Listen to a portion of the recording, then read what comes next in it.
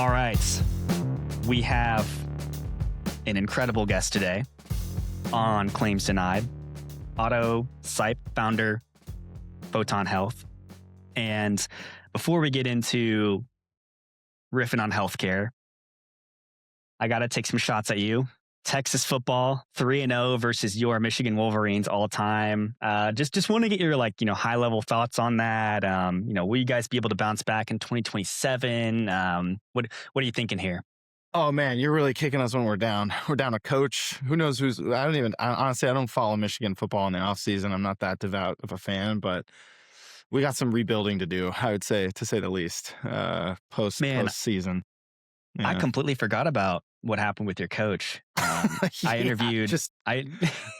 Full breakdown. That's what it's like being a Michigan fan. But hey, can we talk about Michigan basketball instead? Oh man, you guys are looking good. So at the time of this recording for folks listening, it's right before the Final Four of March Madness. Michigan is looking great. 1 seed, just kicked Tennessee in the pants. Yeah. What was that? Like a 30-point victory? We are at odds again because my bracket has Arizona winning it all. So that would be a real bummer. Oh man, we're gonna have to put money on Michigan football and money on Arizona here, I guess. I don't know if you're allowed to do that on a podcast, but yeah, I don't know. Maybe there's some sort of ethics violation there. But we were looking this up before, but Michigan plays Texas in 2027. That's right. And I think we got to get like a little booth there and do a live. For anybody who's listening to this or sees it later in the newsletter, if you are interested in a college game day hospitalogy theme live show, let us know and meet us in Austin on September 4th, 2027. We will be there. Yeah. Maybe we do that this year too as a dry run. Pick another game. Just pick a game, any game in Ann Arbor. Honestly, it would be a blast. Yeah. I actually went up to Michigan for that game when we played y'all up there. It was a ton of fun. Fans were great, very hospitable, beautiful campus. Really enjoyed it. Anyway, best of luck to Michigan the rest of the way in March Madness.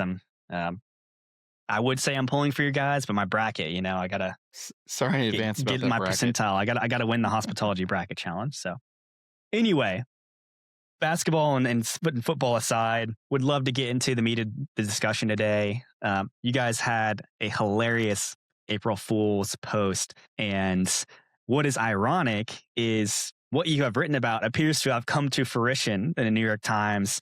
I'd love for you to kind of, walk me through what you posted and then, what's what's going on in the broader, GLP-1 and direct-to-consumer telehealth and AI landscape, because I feel like there's a lot of different themes converging at once. And Otto, I would love for you to kind of give us an overview of what's going on.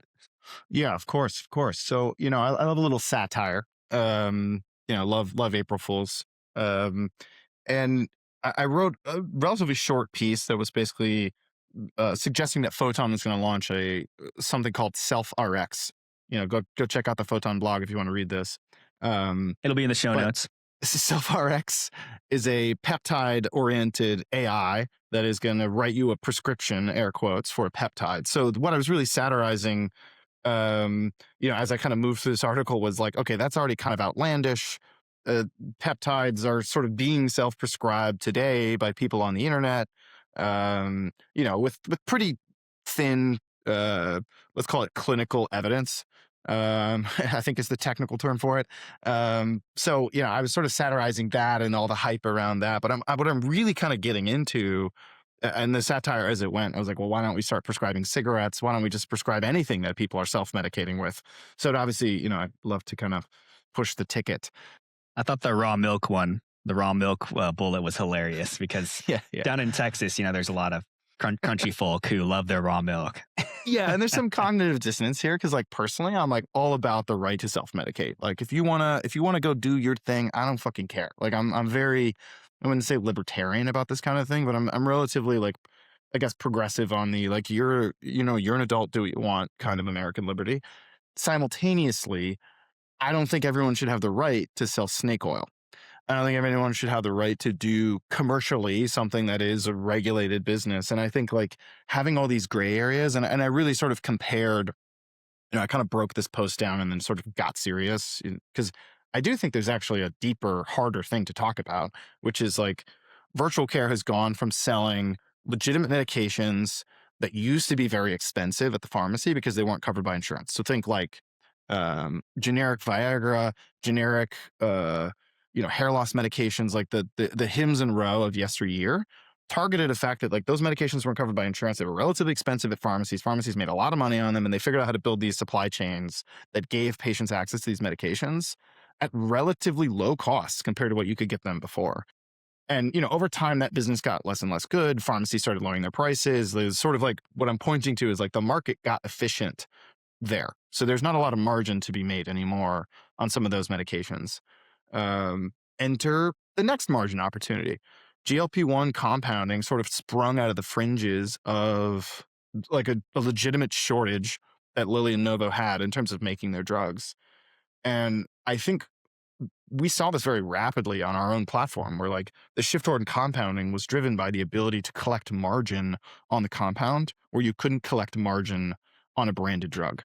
So like typically a pharmacy can't pay a prescriber to write a script, right? So you have stark laws here, but what's sort of happened with all these virtual care brands is they've been sort of pulled into these margin traps where they grow very rapidly. Hims House does a podcast. They get psyched about all the potential opportunity, and it keeps pushing us deeper and deeper into the fringe. And, I was sort of satirizing that by just saying, like, why even have the doctor? Let's just do it with AI. And, like, why even bother with real clinical medications? Let's just sell snake oil. So, I don't know. I had a little bit of fun with it. And there's deep cognitive dissonance here. Like we're trying to innovate in the space too. We work with a lot of these companies. Like we're trying to sort of like build infrastructure that enables consumers to access these medications. And, we don't decide what's prescribed. So we're trying to build something that sort of orients around fair incentives. But yeah, it's a wild time here. And then of course, the next day the Medvi thing happens, but it's been, kind of a wild couple days.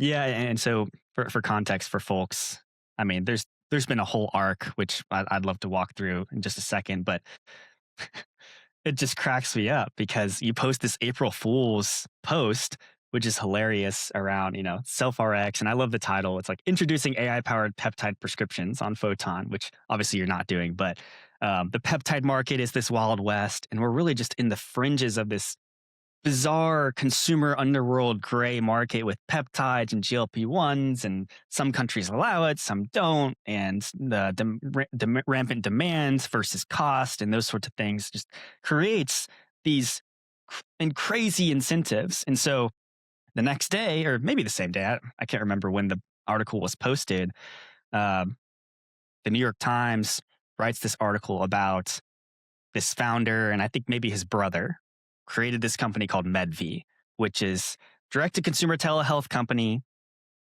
He used Replit or Replete or however you say that company to vibe code the entire website and backend and all these things, and allegedly on paper created like a $1.8 billion telehealth company with 1 to 2 employees.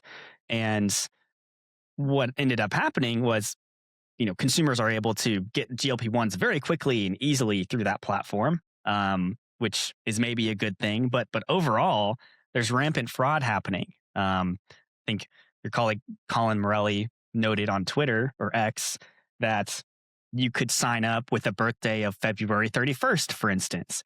And there's so many terrible problems and cracks in this website. And I think that, to your point, it goes to show it's so easy to make a quick, I don't know, maybe not easy is the right word, but like if you want to do the wrong thing and make a lot of money ethically and play in these gray, unsustainable areas in healthcare, that creates a worse version of healthcare for everybody else. And you're making a quick buck and then you're going to end up in jail. Like we've seen this time and time again.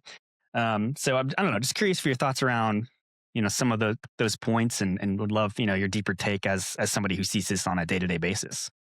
Yeah, I mean, I think the whole industry, and I'm not just talking healthcare, is sort of grappling with the concept that like incentives to the limit, taken to the limit, can be damaging, right? Like, I think the headline and I think the intention of the New York Times article was really about AI enabling a single person to build such a large company.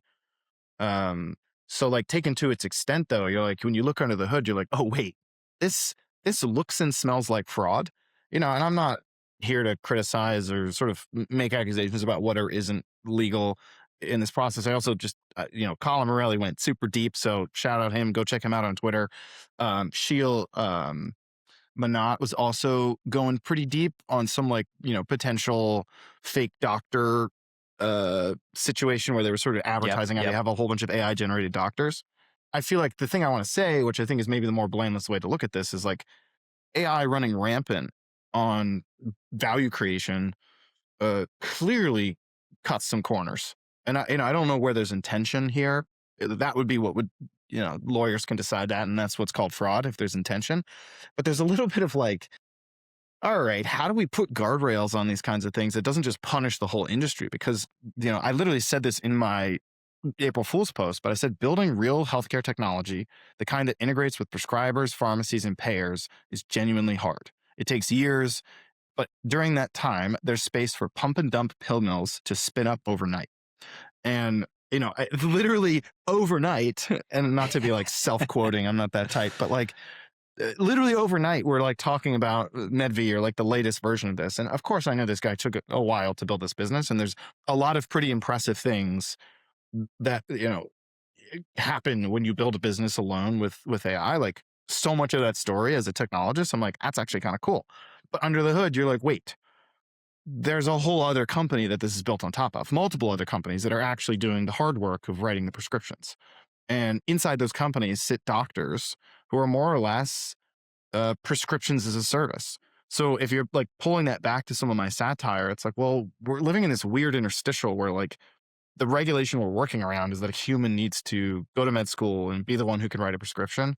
Like what I really wanted to get to in the article is like, wouldn't it actually just be safer to train AI around the ethics of prescribing and the true clinical data of prescribing, kind of skip some of these like interstitial companies that are sort of just like, kind of side loading incentives on top of existing prescribers who I assume are otherwise also well-meaning. So there's some like really complex nuance in this, aside from just the headline of like, make a bunch of money online with AI, or the sort of pseudo headline of, well, this might be fraud. There's an even deeper like commentary on the industry of healthcare and what it means to access medications that I think I'm most excited about. In terms of there's an opportunity to build there. And I, I'm worried a little bit that like, we've seen this before in virtual care, where people misbehave and it makes it harder for the legitimate businesses to exist. And I say that as someone who's spent, almost a decade now working in virtual care. So, including Photon, which is really where we got our start. But yeah, I'm optimistic simultaneously. It's deeply intertwined with our journey here at Photon.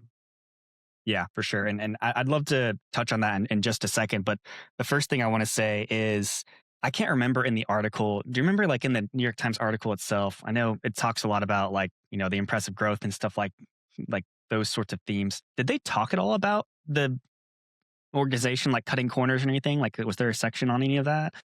They kind of alluded, obviously it's the Times. So I think they were trying to kind of like put up a somewhat critical look at it. But yeah, there was, as I got into it, it was clear that there were like complaints that had surfaced, or like gaps in customer support, which, all of those a little bit blameless. I think the reporter missed an opportunity to go look up some lawsuits that are related to that company. Yeah, again, I'm actually not my position to comment here, but like, it's kind of one of those things. I'll comment on that. Like, I feel not like a full puff piece, but close to it. Yeah, I'm actually like, given a lot of the other articles I've read from the New York Times, or especially around healthcare, I'm very, very shocked that they did not come out harder against this. I mean, there's precedent for these like we've talked about, these direct-to-consumer telehealth pill mills causing rampant fraud, waste, and abuse. Like you think about Cerebral, and then the next extension of that was Done, right? And I can remember like I was pretty close to Done. I had a former colleague who worked there, and he was talking about how nurse practitioners were making like, over $1 million getting paid to prescribe and just like pump out medications. And they figured out like, hey, our customers are stickier if we prescribe. So we're just going to do, a 10-second questionnaire. They're going to get their pills, and then we're going to retain them with our subscription fee on the back end, and then also, pay all these nurse practitioners and providers to prescribe, right? And same thing with GLP-1s. This guy probably didn't go out trying to. He was from a broad sense just trying to make a quick buck, right? So he probably was like, what can I vibe code using AI that is an extremely high demand market and a high growth vector vertical? And GLP-1s was kind of what he landed on. He probably did not give a shit about any regulation or any other consideration. He was just like, how can I make as much money as possible, as quickly as possible, with as few people as possible, right? And so to your point, a lot of things within that are incredible, incredible marketing, incredible growth. He's featured in the New York Times, things like that. But at the end of the day, because this is in healthcare and not a normal consumer market, he's probably a fraudster, and I'm not going to, go out and explicitly say that, but the internet thinks so. So, yeah. The consensus appears to be, if you fake 800 doctors synthetically on your website, that's not a great fact pattern for you. Not a good look. That's my opinion and probably a lot of people's opinions out there. So, but that has, to your point, very real consequences for the healthcare industry, for direct to consumer telehealth. There's a reason why it's, still a waiver, right? Why it's taking so long to, permanently install and those sorts of things, because it's very easy to create fraudulent businesses. And so I would love for you to dive into more about, why is this personal for Photon? Like, what are the trade-offs that you see here? Like, because it's unfair to organizations like yourself, to even the Rows or even hims and hers of the world, who are still considered borderline pill mills, but they're publicly traded and have much more robust legal departments and all of the above. Like, what are the real consequences for you and those companies? Yeah, I mean, I think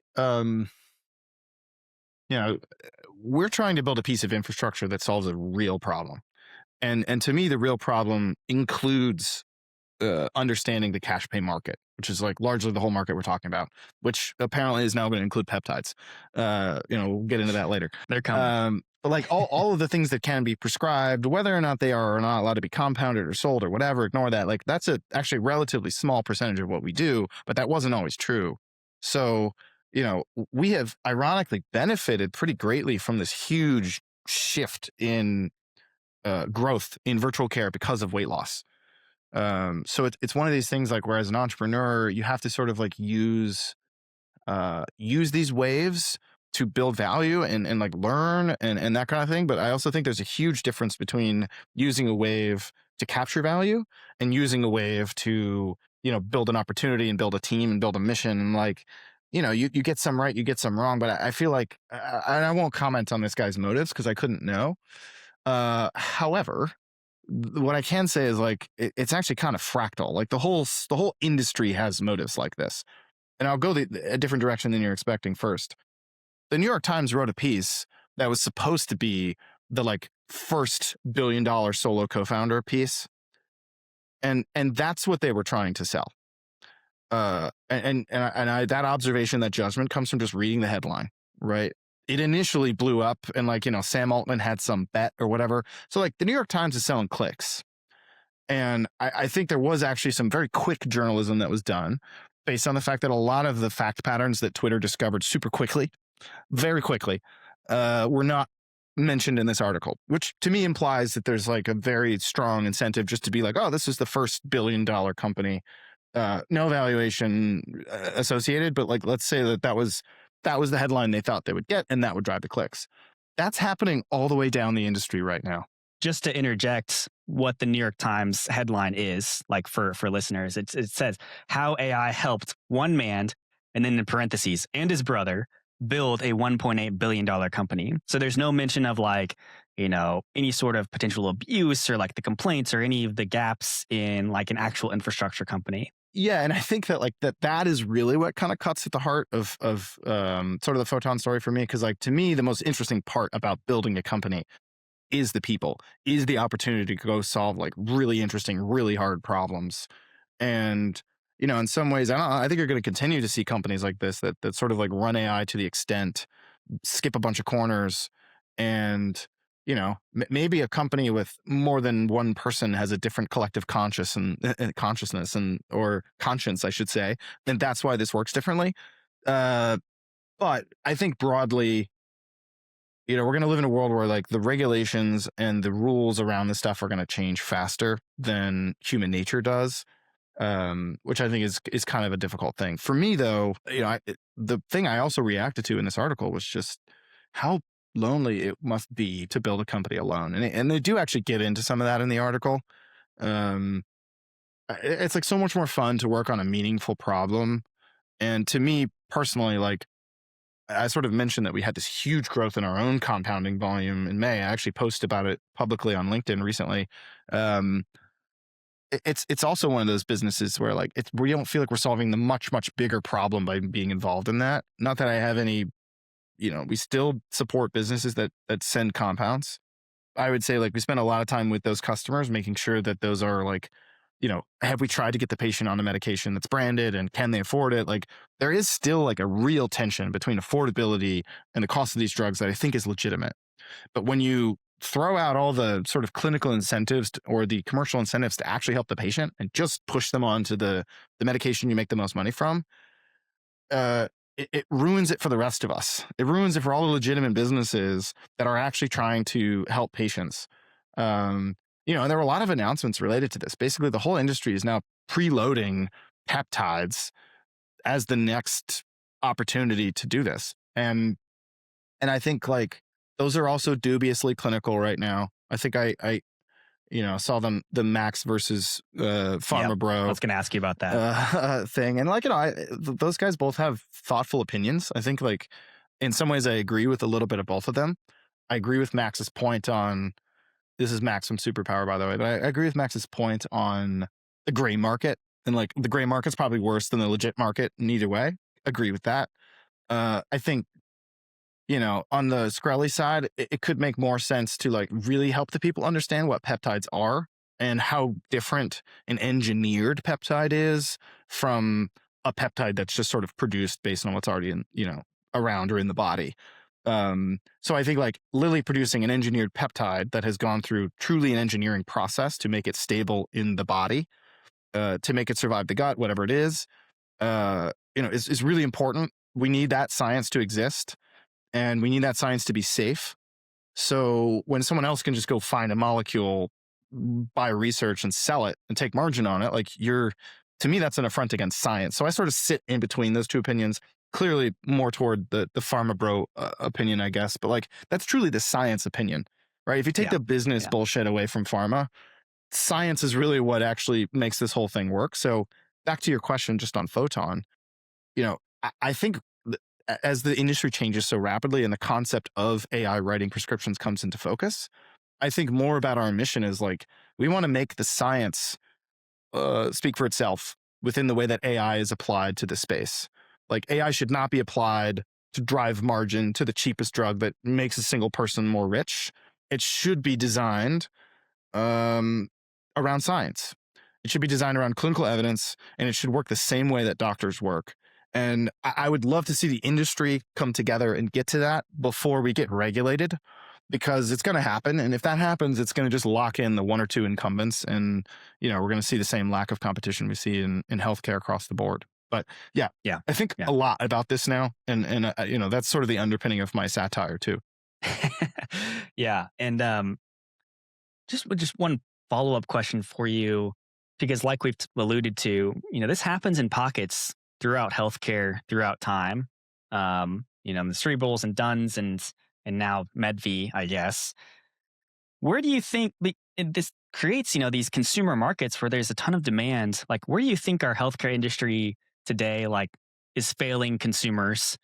And how do you think we, fill in those gaps with the right cock? Yeah, I love it. So I think the funny thing about pharmacy is like, okay, we're all up in arms about Medvi, and that's a, let's say a $1.8 million hoax at best, multi-billion-dollar fraud at worst. There are much larger schemes in pharmacy.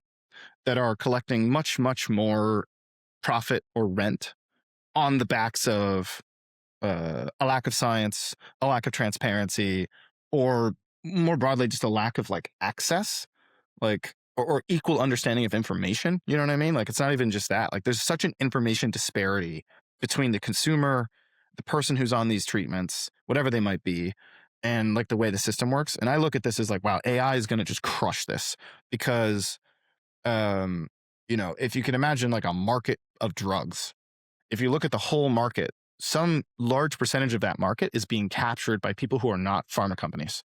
So PBMs capture, you know, very hard to measure. Really depends on if you're looking at the global market or just brands, but it's up to 20%. And some of that makes its way back to employers and plan sponsors and whatever. But if you just look at the amount of money going into the supply chain, the trillion we spend on drugs, and you know, a bunch of it gets rebated back, but you're still seeing this like huge chunk of capture from the structure. And like, you know, in a given day, that is much worse than whatever Medvi is doing. And it's affecting cost in a much more damaging way for Americans. So like my point actually broadly with this is like, yes, we're thinking a lot about how to make prescriptions safe and fair and transparent across the whole market. And, you know, we route whatever the doctor prescribes, but there's also this like much, much bigger, hairier problem that the New York Times does talk about a little bit. But I think it's a huge, huge opportunity around really taking a cold look at who's making money when a drug gets prescribed. And it is still, it's just as murky, even in the legitimate supply chain. And I think that's like an interesting dichotomy that is worth exploring deeper. Yeah, well, I mean, it's almost more sinister and nefarious in a way is the existing structures of profit pools. And, you know, everybody kind of takes their scrape from the system, right? And there's no top-down incentive apart from, I don't know, maybe managed care or the government or the payer of healthcare to push back on those things. And when those profit pools are obfuscated, so I don't know, I think I used that word correctly. I just wanted to kind of use that to sound smart. Nailed it. Yeah. If there's like, you know, GPOs that are offshore, you know, or like PBMs are purposefully not transparent in their contractual relationships with employers, like those sorts of things, that is a detriment to our system and their gain, you know, their profit. And that's why PBMs in particular have been so scrutinized publicly and why there's a lot of reform happening with kind of the pass-throughs and things like that. But I would like those profit pools are not going to go away. They're just shifting elsewhere, right? And so I think this comes back, going all the way back to the discussion around direct-to-consumer telehealth and GLP-1s to PBMs to even things like 340B or other regulatory functions, No Surprises Act. All of these things, we would be so much better off as an industry if we, you know, we're transparent, if there's transparency around where our dollars flowing. And I think to their credit, the government has been trying to get better about that. Like they've introduced ownership databases around like skilled nursing facilities and things like that. There was just a law just passed. The PBMs, basically it carved out a rebate structure saying PBMs have to pass 100% of it on. You already said it. They've already set up GPOs and there's all these other backdoors, but I think the hardest part with the system is there isn't like a single villain. There isn't poor intention. There's just like a cacophony of poor incentives. And yeah, I think it's interesting to think about. But I do want to segue a tiny bit just for the audience to understand like what it is that Photon does in this space, because I realized we started on some April Fool's minutiae. Yeah, maybe we should have started with that first. Apologies. No, it's more fun to talk about the industry and then get into the specifics, I guess. But you know, we're building a new prescription network that is oriented around transparency and the consumer. So if you think about like the way the old world worked, so everything was on paper, we started making things digital. Problem is like the people that owned the pharmacies and the people that owned, you know, the pricing of drugs started owning the infrastructure, right? So like the way you pay for drugs and the way you route them, like those rails are owned by the people that make money on these things. So our view is like that doesn't feel super consumer aligned. And if you squint at it, you know, there's not a lot of agency. You move a prescription around, just try transferring a prescription out of CVS, right? It's really hard. it's really hard. You got to get on the phone 5 times to do it. So the point I'm really trying to make is like, wouldn't it be cool if the supply chain around pharmacy was just oriented around humans, consumers, people, whatever we want to call them. But like that creates a ton of value. So that's been the original hypothesis of Photon. Just text a prescription to a patient, let them pick their own pharmacy. If something goes wrong with the pharmacy, let them move it. Health systems love this. So we've kind of gone from focusing on virtual care. We really got our start there. We still support like a ton of amazing businesses here that we all see as like truly trying to do what is clinically right by the consumer, by the patient in this case. But, you know, we realize that like you make the supply chain more efficient. It's actually highly valuable to a health system.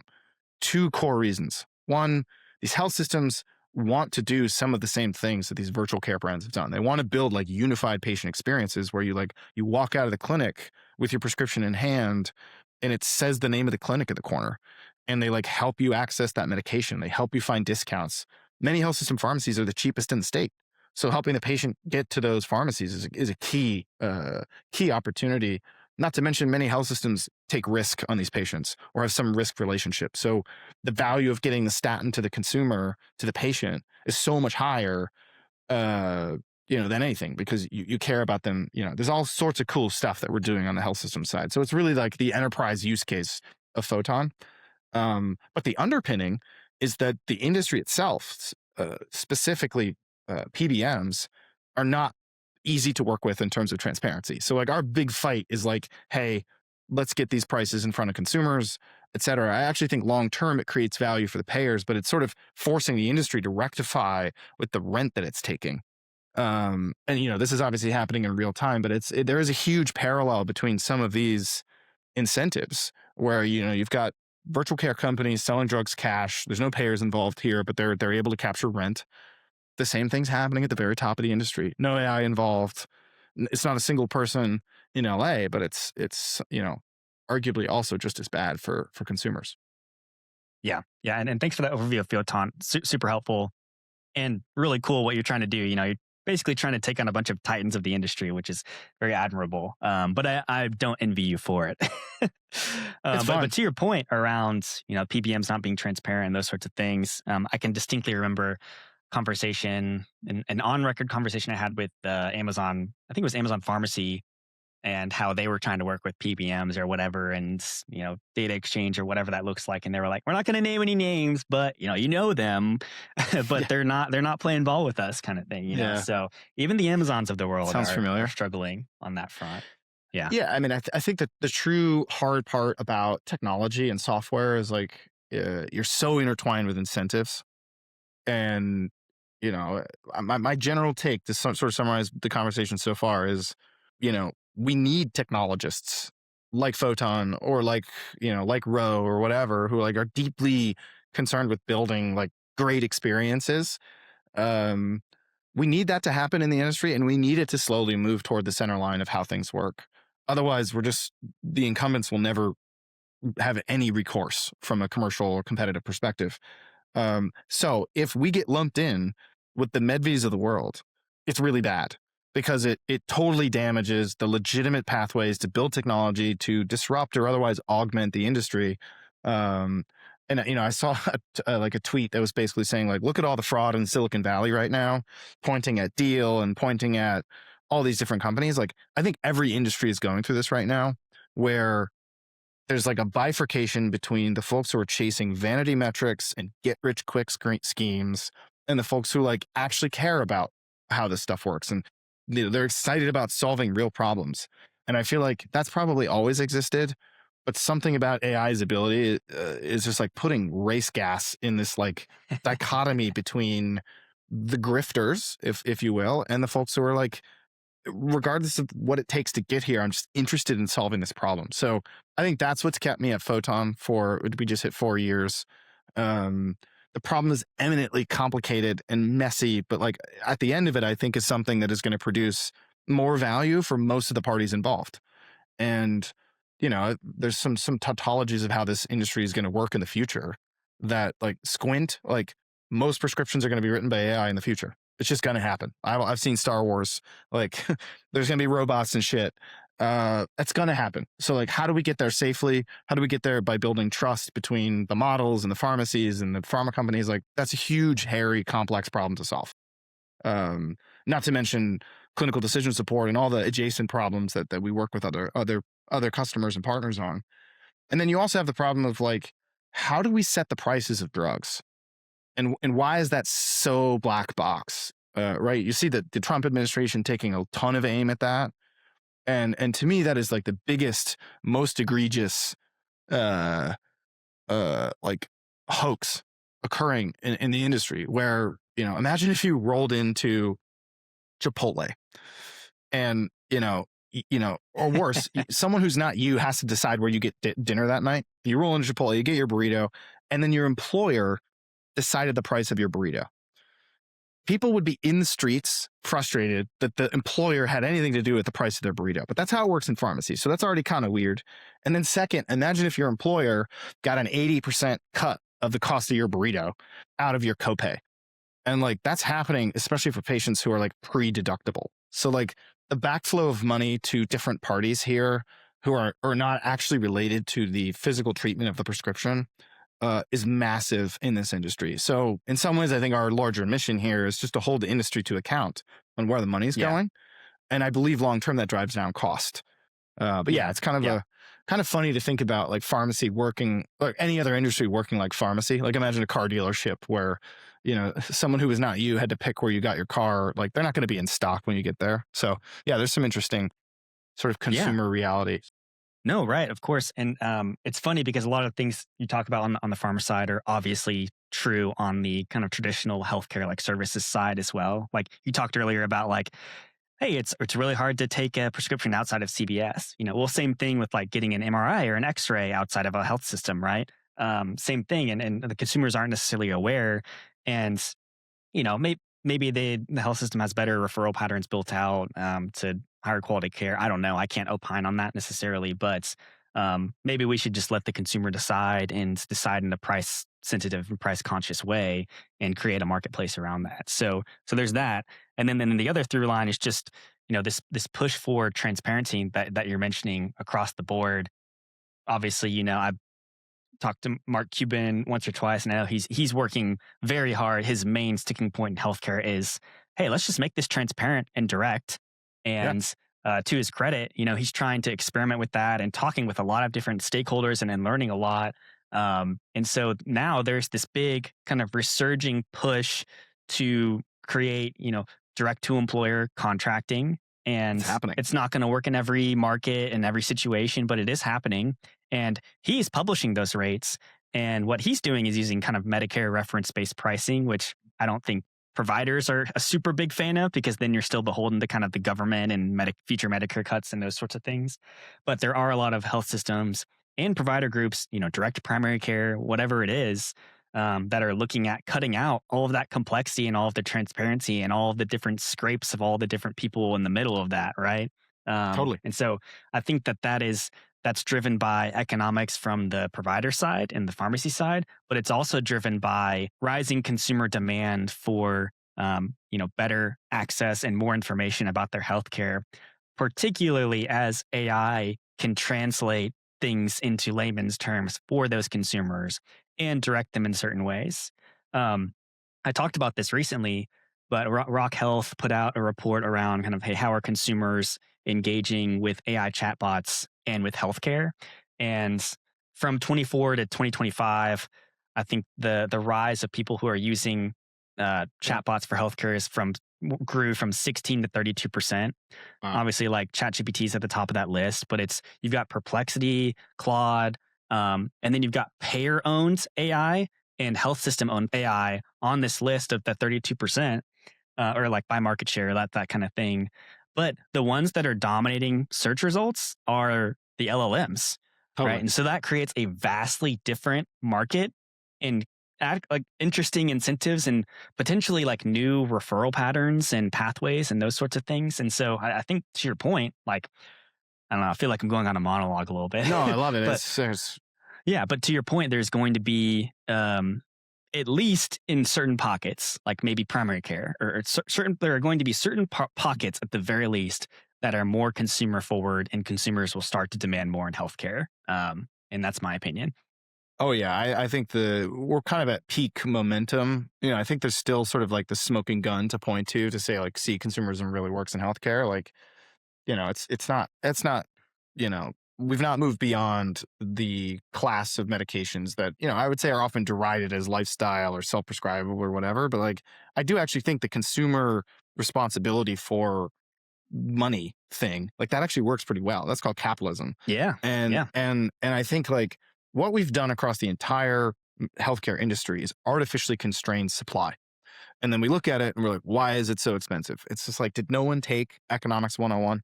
And you obviously go way deeper on the health system sort of care side of this thing, and I see the same problem over there regarding services. But just looking strictly at prescriptions for a second, first drug that comes to market, immediately constrained on supply, no competition for a long period of time that was set before AI. So like the fact that a drug company gets such a long time of exclusivity to sell a drug before anyone else can compete, I would argue that there should be a long period of time, but it does create some really tough incentives that limit competition and lead to things like compounding and other people trying to find ways around to access the demand. So like there is a legitimate tension there between, sort of temporary monopoly status of a drug. And I can't comment on how long the period should or shouldn't be. I don't know. But the point is that's an example of constrained supply. Then you have constrained supply from the employer, where the employer says like, we're the ones who negotiate your drugs and you can only use these networks. You have constrained supply from pharma saying you can only fill this drug at this pharmacy. And like you're just constantly ratcheting down the constraint of supply. And I think the whole industry is realizing, and I know this is happening on the services side too, with payers and hospitals and narrow networks, we're all just like, oh shit, we've reduced competition so much that we are losing sight of cost. And I think that's the number one thing across the industry that's driving such ridiculous cost increase. There's no competition. And, I believe a lot in markets, whether it be for a pure consumer transaction or a sort of clinically bound transaction like a prescription. A market works really well. Let the consumer bear a portion of the cost, understand the pros and cons. And I think like we've just built so much crap on top of the existing supply chain that it's just different ways of constraining supply. And then we wake up and like, why are the costs so high? And the worst part is the costs are so high and the people that make these drugs aren't even making all the money. So like if pharma was like laughing on their way to the bank, like they're spending an enormous amount of this on accessing the channel. And like it's just driving up costs, and it's this mechanism that as a software person, I'm like, that's actually a meaningful problem to go solve, and an interesting problem to go solve. But I think not exactly the simplest take. But yeah, I think in a decade, most prescriptions are going to be sold for cash on a cash market, and I think you hear the CEO of Lilly talking about this on the Cheeky Pint podcast a few months ago. He wants to just sell his drugs to consumers at a cash rate. If employers want to pay cover against that, they can cover down or discount from the price. And, most of the time when someone agrees to a volume discount, it's still from a market price. So I think we just got to get like a line of sight toward market pricing in some section of healthcare to prove that this is possible. And that might drive more opportunity. But yeah, the more I get into this, it's less about the consumer really as much as the market. The market is the vehicle. The consumer is one of the actors on the market. But yeah, it's the deeper you get into a business, the more complex it gets, unfortunately. Yeah, and easier said than done, because I mean, creating like a marketplace in healthcare is so difficult between consumer and whoever because of asymmetric information and those sorts of things, and like availability of supply, right? And like how, hey, maybe there's only one subspecialist in my market for this certain thing, or whatever that is. So there's a lot of other complexities that go along with that. So yeah, I'm not a policy guy, so we'll let somebody else smarter than us figure that out. But it's fun to talk about.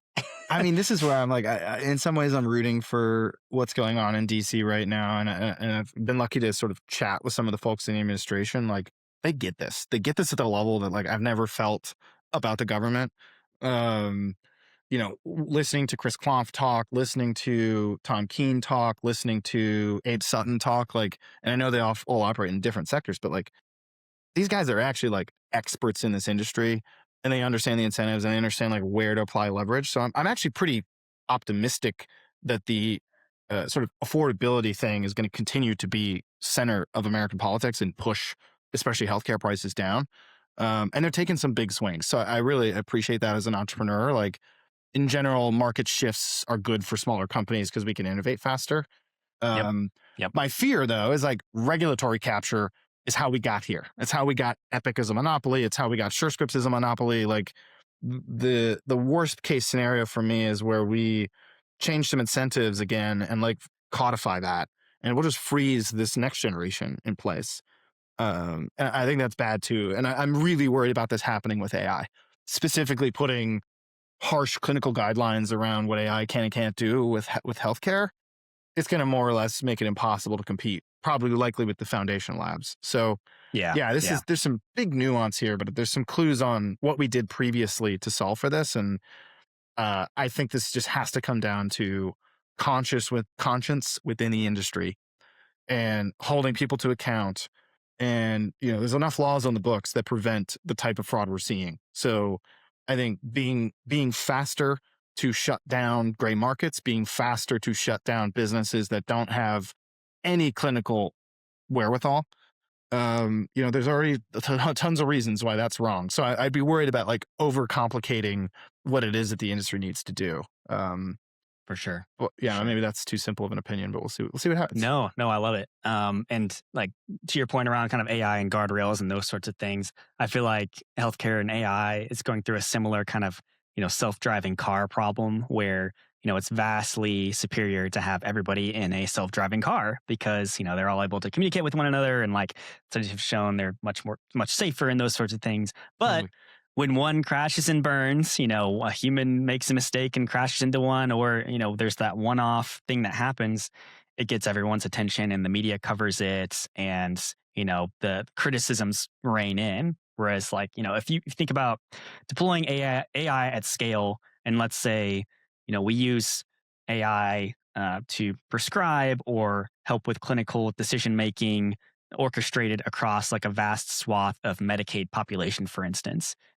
Okay, is some level of care that sometimes is incorrect or whatever happens, harm happens because it will, which also happens with humans. But if you can scale that to maybe slightly substandard care across a much broader population at the same or lower cost, is that better? And I think those are kind of the philosophical questions the healthcare industry is going to have to ask, and the government is going to have to ask, states and federal and those sorts of things. I tend to be on the, pro innovation opinion when it comes to that and saying hey, let's maybe informed consent, do you want to have an AI doctor, or whatever that looks like? And, yeah, I think this is starting to happen. We had this sort of loose framework that was laid out in Utah for this to happen with renewals. Right. Which is interesting, but then you kind of have this problem of you have to be on the platform initially. And then so the surface area of people who can actually access that is actually super, super small. So I would say, we need enough data as technologists to understand whether or not this is working. And there's lots of pockets of the prescription diaspora, if you will, that you could start in that are really low risk. You can literally break this down by the class of drug and say okay, we're comfortable doing this here. And that's been happening in different states. But if you think about this from a system perspective, what's really at stake is the cost of human time and the factoring of risk is what drives care. So doctors cost a lot. They should. They go to school. They've got deep understanding and heuristics around how to treat patients based on years of experience. And then you have the much more nuanced thing that few people talk about, which is doctors are actually a great vessel for risk. So if you look at what happened with Dunn and what is going to happen most likely with Medvi, there's doctors' licenses on the line in this type of behavior. So in some ways, putting a bunch of doctors in a box, factoring their risk And, it's like, no, that actually is a problem. We need to move into the AI itself and figure out how we factor risk related to, the self-driving version of healthcare. And I think that's probably like one of the most interesting problems to be solved. And I'm like, are we going to be giving AI med mal uh, license or policies? Probably. And I think like then you get into the question of like, all right, who's going to take that risk? So what I think is going to happen is that individual doctors are the ones most incentivized to win in this market. And what I would love to see happen is that the doctors that are working at these clinics that are doing all this like, you know, prescribing as a service say, screw that. I'm going to go leverage my own AI and factor my own risk and figure out how to scale that. And I would love to see a shift away from these like single entrepreneurs capture a bunch of doctors in some like, friendly PC model to a world where like independent doctors are the ones driving AI adoption in the industry forward, because it is their risk to take in both scenarios. But in one scenario, they're actually at the helm. And I think like the self-driving car analogy works super, super well, because we didn't start with 1,000 Teslas across Austin, with like, AI just trying to figure it out. We started with like an individual who was responsible for the car in the car during the experiment. And I feel like that is the thing that's actually missing between doctors and AI to get this to happen. So if you're listening to this and you're a doctor and you're interested in like experimenting with AI prescribing vis-a-vis self-driving, like send me an email, otto@photon.health. We are working very actively to get to that type of model. I don't know if it's going to get deployed within OpenAI. I don't know if it's going to get deployed within health systems or whatever. I don't know where the demand's going to aggregate. Right. This is the same problem with self-driving cars. Like as soon as it works, are all the cars just going to be owned by Tesla? Who knows? But the point here is like, I think moving back to a world where individual human beings are using their own sensibility and their own conscience to decide what happens with clinical care is a key component of what is needed to make this technology work. And putting them in a box somewhere in some data center, I assume, and like making them, just click buttons to prescribe as fast as they can. And let's be honest about what's happening in this industry. Like, I think the future is more aligned with like the individual nuance and the individual factoring of risk than it is, where we're going. So what does that mean? I don't know. I don't know if this means that OpenAI is going to figure out how to do this, where doctors themselves are using OpenAI. Like that would be a really cool thing. I don't know if this means that Claude is going to just send you a prescription directly and like we get to some like sort of agreed upon model. I don't know, but I think I'm certainly excited about the possibility of that. And Photon is working very actively on the sort of the technical problems that sit underneath making this happen. But yeah, this problem, specifically how we go from, we're barely at horse and buggy in some sense in terms of the tech in healthcare. How do we go from horse and buggy to self-driving cars over the next few years, because it is going to happen that fast, is a really interesting problem, at least on the pharmacy side. Yeah, I love that. And I love those takes. Super, super interesting. And I'll be just so fascinated to see, hopefully we have more, physician vibe coders than grifter vibe coders in healthcare. We can only hope. Oh, yeah. I mean, it would be hard. Imagine, it would be hard to imagine yesterday's headline with a medical doctor at the helm. Right. And if it were a medical doctor at the helm, how would we have treated that? So, I feel like there's so many like nuances and double standards in how this thing's working. I feel like the real important thing here is like, how do we get individuals scaling their impact, understanding the risks, and like being at the helm enough for us to influence like what actually happens with AI. And then maybe in a few years we'll have, prescriptions driving around Austin just like Teslas. Yeah, and to that point, like whether it's a doctor or a lay person or business person or whoever it is, ultimately humans are fallible, right? And so our point, the biggest point and takeaway from this podcast is a need for broader, greater transparency in healthcare, where dollars are truly going. Profits are okay in healthcare. That's my opinion. Like capitalism is always going to be a thing in America, American dream, et cetera, innovation, investment, all those sorts of things. But like you cannot abuse the system. And every time, like even in my past life as a consultant, like every time I saw somebody abusing the system, whether it was, surprise billing or now with No Surprises Act or telehealth, direct to consumer, gray market, whatever it is, it's not sustainable. If you're trying to make a quick buck at the expense of everybody else, you are going to get shut down. You are going to be in an orange suit in jail somewhere doing community service. So, um, yeah, just a warning for folks out there. You can't make a quick buck and get away with it in healthcare. Yeah. Um, And I really would hope for the entrepreneurs out there that like, it doesn't mean you can't build a big business. I think there are definitely examples of businesses that like did it the right way. It took a while and they focused on quality. They focused on something that felt right. And I feel like the truth is, I think that's that hard in every industry. And some industries root out those things faster. But like within healthcare, it's very rewarding to build something that, like, at least at Photon, what we're doing, we get texts from patients all the time saying, how much we help them, X, Y, and Z. Um, literally friends of mine text me saying, hey, you helped us get a prescription at 2 a.m. for our kid. Like, it is it's really awesome. cool. It is more cool, in my view, to build a business that has real human impact than one that quantifies the number of dollars per employee or the number Yeah. of Yeah. dollars per time. We're just like obsessing over how quickly these businesses can aggregate wealth, as opposed to like, why are we not celebrating these businesses in healthcare, especially, that don't just aggregate wealth, but aggregate like quality and humanity. And, I say this because we as a business have gone from like, virtual care to health systems.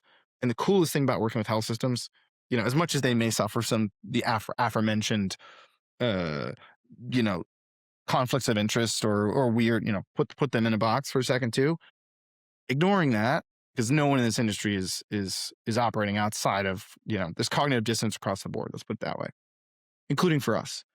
But these health systems, they live in their communities. They go to work in the same community that everyone around them is in. And the pharmacy especially is falling apart in America, and health systems are holding the bag. So we've had this happen in other aspects of what's happened in Medicaid and like what's happened in, you know, the lack of insurance coverage over the last few decades. Health systems are holding the bag to keep people healthy. And I feel like that is a really interesting problem to work on because it is a human problem. And is like I said, everyone's got weird incentives. At the end of the day, I don't think anyone's pure, but like the people we talk to in these systems are genuinely interested in moving the needle on the quality of care, moving the needle on the human experience of going through a health system, which at times is terrible, right? For anyone who's ever been on a specialty medication, the experience of it is among the worst things, despite the, facing the fact that you have some probably, difficult condition.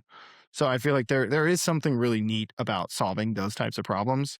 And I think it is important that healthcare founders celebrate that and emphasize that it is fun and rewarding to build businesses in this industry because of the output and the impact on people. Um, and I don't expect every founder to care about that. I'm totally fine if people go out and start a company that's totally focused on creating as much money as possible in any industry. But I do think that there is something special about some of the founders I know in healthcare who've like really tried to build something real. Yeah. And That's awesome. you know who you are. Even if that person fails ultimately, I think that the industry is better off for it because capital was put toward a problem that was observed and tried to solve via some sort of newer technology, right? Yeah. And so even if that fails, like the idea has been brought forth and put forward, and maybe it ultimately culminates as a component of health system 2.0 or healthcare 2.0, right? So Yeah. Yeah, and um, it's not charity. I mean, none of this is yeah, charity. The point yeah, is of like this course is not. a real painful problem that for real people. And like if you do solve that type of problem, it's valuable at scale. Right. Like that is something that I think is worth reminding the audience, the entrepreneurs out there that like if you go solve a real problem that you empirically can observe as something that is painful, eventually there is a way to make money doing that is aligned with solving that problem.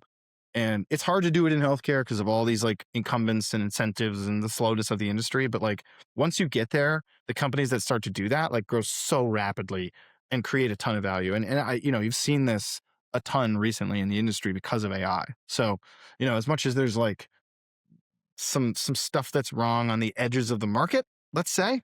I really hope that like increasingly we're talking about the groups that did this the right way. Yeah, yeah, and it's so easy. Like, gosh, I feel like I've been on so many webinars or seen so much on social media where it's so easy to talk about the problems in healthcare and be cynical. But I'm glad we're kind Totally. of ending this conversation on a note of encouragement, because I do want Yeah, to go start a encourage healthcare founders, company. or whether you're in an incumbent situation, a health system repair, or a founder, or wherever you are in healthcare, a consumer. Um, People are working hard every day to try and make this industry better and innovate and work toward better solutions. And maybe that's a naive viewpoint, but I prefer to use that optimistic naive viewpoint that things can change for the better rather than wallowing in misery. So They that's just definitely will. me. Otto, I'd love to leave it with you. I've got two questions left, and the first one being, what can we expect from Photon, in the future, and 2026 and beyond? Yeah, so we've been a little bit, bad boys move in silence mode over here. We've got some pretty big announcements coming up. Not April Fool's posts, but like real stuff. So yeah, stay tuned for some cool announcements.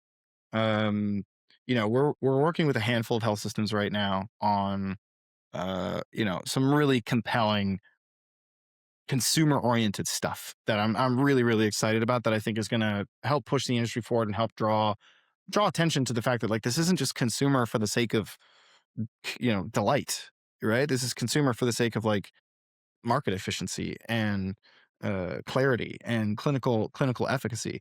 So I'm really excited about some of the things we're doing in health systems that we're going to start to talk about more broadly this year. um yeah, and other than that, if you're in Brooklyn, come pay us a visit. We're in Williamsburg. For any like clinicians or folks who are interested in working with us on the call, like I said, our call to arms here is help consumers navigate pharmacy. And if your clinic, health system, platform benefits from that, we are open for business and ready to jump in. Awesome. Yeah, and for any of those folks listening, highly recommend Otto and his team. Like, they are super thoughtful people and great to grab a drink with too. So Yeah, you won't have a bad time. yeah. Um, Otto, I got one last question for you. It's more kind of just personal life question that I ask everybody at the end of the podcast. And just I want to know, um, is there a piece of content or a book or a piece of media that you've consumed in your life that Mm, has kind of changed your viewpoint on how you live your life? whoa. Um, I've been reading so many things in the space of AI lately, and like watching the industry, and like I would say that that's like really, really changed my mind on org structures and like how humans work together. Um, but yeah, I mean, to be honest, like I'm someone who like music by far and away has been the most impactful thing in my life. So like time spent, whether it be music festivals or shows with friends, like those have always been the most life changing. But I think like some of the lessons of business and articles I've read or weird thoughts, like I feel like that's always where things like really sort of distill and reach a point of clarity. But yeah, music is by far the biggest thing for me. Sweet. What's on the top of the playlist right now? Oh man, I was just listening to a bunch of ultra sets from Miami. So I was listening to the Eric Prydz set, Vintage Culture set was pretty good. Side Piece was great. John Summit, of course, is classic Miami vibe. Yeah, a lot of electronic music for me for sure. Um, Everything from house, techno, drum and bass. But yeah, to me though, it's like it's not just like it's like an opportunity to just not think. I think, as an entrepreneur, like we're constantly thinking, whether we're reading books or we're sitting on a beach. And I feel like there's something about music that just like you can just sort of relax and let the mind wander. And I think a lot of entrepreneurs suffer from like just obsessive compulsive almost behavior and thinking about their business all the time.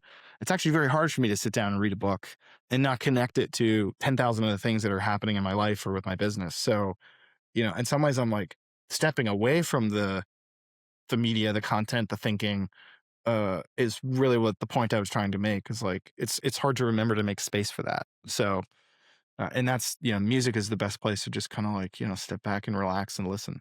But I love that. Yeah, just kind of anyway, being mindful and kind of transcends your current situation and thinking more intentionally about your day to yeah. day and life and those sorts of things. Yeah, yeah, and I've also been trying to get onto the other side of it. I'm trying to write more. So I actually just wrote the first like blog post I've written in a long time that wasn't about pharmacy. So I was sort of opining on my religious roots as a kid from the Midwest and sort of the modern American culture. So if you're curious about that stuff, I wrote that on Twitter. But I've been inspired by a lot of people who are writing more. Especially Wilmanitis and like these guys that are like trying to connect like journeys in faith and stuff like that to what's happening in AI. I like a lot of that kind of content that isn't just about like Very hype cycles philosophical. and looks maxing. Yeah. So Looks there's a long answer to a simple question. Yeah, well, I'm sure he'll connect peptides to Christianity at some point. I'm sure it's I coming. look forward to it. Well, yeah, drop that heat on us, drop that knowledge on us. Yeah. Otto, thanks so much for the discussion today. I thought this was awesome. Really great level set on everything happening kind of in your industry and in Photon. And best of luck to you in the rest of the year. Looking forward to future conversations. And we'll be following along on Hospitalogy. So thanks so much, man. Good. Thanks for your time. Appreciate it.